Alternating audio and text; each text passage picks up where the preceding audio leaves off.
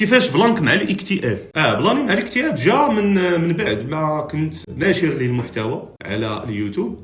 كنت كنشر 3 الحلقات الا باقي تعقلوا بشكل اسبوعي، يعني من سنه 2009 الى سنه 2018 وانا كنشر 3 ديال الحلقات. وخاص دائما اذا كنتوا تذكروا ان كانت حلقه يوم الاثنين هي الحلقه اللي كتفرقع، هي الحلقه اللي كيتسناوها المغاربه، هي ماشي المغاربه العرب، لانه كنت نهضر غير باللغه العربيه الفصحى، ما كنتش نهضر بالدارجه.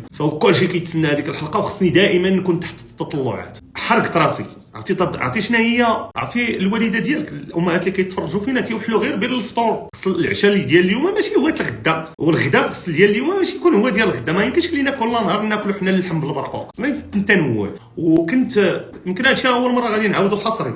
اقسم بالله كان الوجع كيشدني نهار السبت، الوجع كاريمون الوجع. تصور انه انا الاسبوع كان تيتحكم ليا بنهار الاثنين، الا نشرت الحلقه نهار الاثنين وفرقعات صافي السيمانه كلها حنا ناشطين والعائله ناشطه، مرتي وانا ناشطين. الا نشرت الحلقه نهار الاثنين وما نجحتش ليا كنمرض. يعني انا السيمانه عندي نهار الاثنين تحكموا عليها لي في. تصور حياتي ولات محكومه بلي في، لدرجه انه صافي بقيت شويه بشويه دخلت في الاكتئاب، تسبب لي هذاك الشيء اكتئاب. صافي ملي وليت حسيت براسي هذا صافي، وانا صافي حيدت بالك.